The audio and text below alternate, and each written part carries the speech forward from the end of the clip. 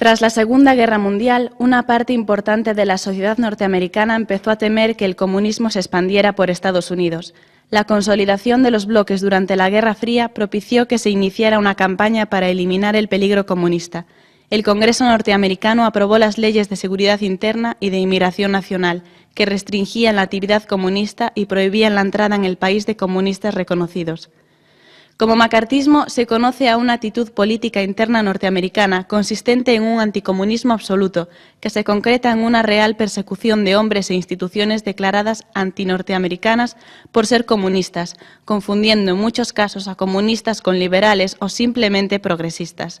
Juicios, pruebas y testimonios, en muchos casos falseados, dieron al traste con la carrera de un gran número de americanos inocentes. Históricamente, el macartismo representa la culminación de la Guerra Fría en la política interna de Estados Unidos y coincide con los años que van desde 1950 hasta 1954, teniendo al senador republicano Joseph McCarthy como máximo protagonista y del cual tomará el nombre. La historia del macartismo coincide con el periodo inmediatamente posterior a la victoria de la Revolución China y al estallido de la primera atómica soviética, lo mismo que la Guerra de Corea. Es el momento más exasperado del anticomunismo de la posguerra, que da lugar a una serie de purgas políticas en todos los niveles y en todos los campos, pero sobre todo en el intelectual, en un clima de cacería de brujas.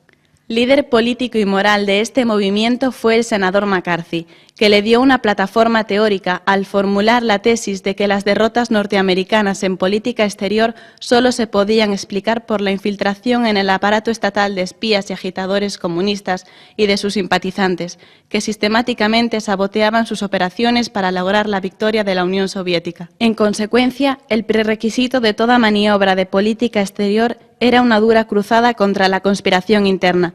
La victoria republicana en las elecciones presidenciales y congresistas de 1952 llevó a McCarthy a la presidencia del poderoso Comité de Actividades Antiamericanas, lo que le permitió dar vida durante todo el año 1953 a una serie de investigaciones sobre el comportamiento de empleados de entidades públicas. Una vez finalizada la Guerra de Corea, la idea de la expansión comunista fue perdiendo fuerza. Entonces, McCarthy centró sus actividades en la persecución de funcionarios y miembros de las Fuerzas Armadas, hecho que a la postre provocó el rechazo del Partido Republicano y del mismo presidente. Estos violentos ataques a eminentes personalidades, entre las que se encontraban el propio presidente, y el intento de someter a investigación al expresidente Truman y a varios oficiales del ejército, así como el clima de sospecha, desconfianza y desorganización creados en la administración pública, empujaron al presidente Eisenhower y al Senado a actuar contra McCarthy. Fue su final. En 1954 fue destituido como miembro del Comité de Investigación Permanente del Senado y perdió toda influencia. Murió poco después, en 1957. Con él se hundió también todo el movimiento, pero las consecuencias fueron tremendas para un país que vio cómo se recortaban las libertades públicas por primera vez desde tiempo inmemorial. In 1859, Abraham Lincoln said, "The people are the rightful masters of the Congresses and the courts." Uno de los blancos de esta inquisición política fue el mundo del cine, entre otras razones porque la audiencia a directores y actores famosos proporcionó a los miembros del comité una extraordinaria publicidad. Convocados a declarar 41 sospechosos, 19 de ellos se negaron a comparecer, juzgando la actuación indagatoria contraria a la Constitución, entre otros el escritor Alba Bichet, el guionista Dalton Trumbo o el director Edward Dmytryk. En apoyo de los que fueron calificados despectivamente de testigos inamistosos, se movilizó el denominado Comité de la Primera Enmienda, que integró cerca de 500 profesionales del cine. En esa circunstancia defendieron la libertad figuras famosas como Humphrey Bogart, Lauren Bacall, Gregory Peck, Burt Lancaster o Gene Kelly. Entre los que colaboraron con el comité y denunciaron a otros cineastas, pronunciando además discursos patrióticos de tono anticomunista, comparecieron Gary Cooper, Ronald Reagan y Robert Taylor. En la lucha entre el Comité de Actividades Antiamericanas y el Comité de la Primera Enmienda, la posición de la industria del cine con la negativa de trabajo a los sospechosos decantó la balanza, provocando deserciones en las filas de defensores de la libertad.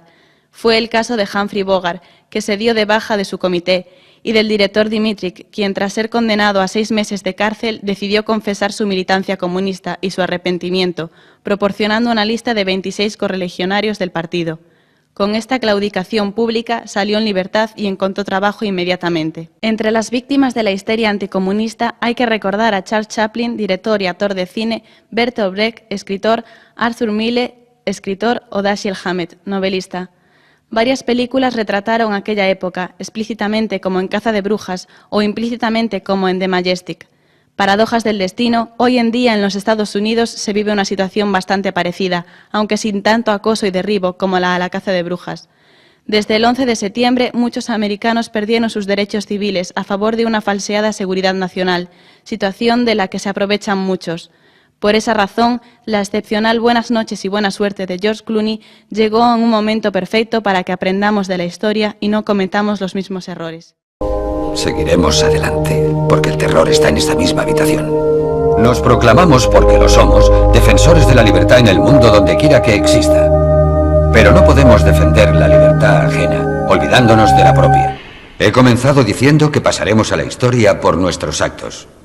Si continuamos así, la historia se tomará la revancha y las consecuencias no tardarán en alcanzarnos. De vez en cuando conviene exaltar la importancia de las ideas y la información. Imaginemos por un momento que un domingo por la noche, un espacio normalmente ocupado por Ed Sullivan se ha cedido a un análisis del estado de la educación pública.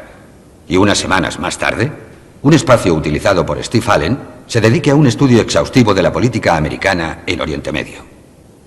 ¿Saldría la imagen corporativa de los patrocinadores perjudicada? ¿Montarían los accionistas en cólera y protestarían? ¿Qué otra cosa pasaría? Más que unos millones de personas recibirían un poco de luz sobre temas que pueden determinar el futuro de este país y, por tanto, el futuro de las empresas. A los que afirman, la gente no los vería, no les interesa, todo les da igual, solo quieren evadirse. Solo puedo responder que en la opinión de este periodista existen pruebas que rebaten ese argumento. Pero aunque tuvieran razón, ¿qué tienen que perder? Porque si tienen razón, y este instrumento no sirve más que para entretener, divertir y aislar, el tubo catódico ya parpadea y pronto veremos cómo la lucha está perdida. La televisión puede enseñar, puede arrojar luz y sí, hasta puede inspirar, pero solo lo hará en la medida en que nosotros estemos dispuestos a utilizarla con estos fines. De lo contrario, solo será un amasijo de luces y cables. Buenas noches y buena suerte.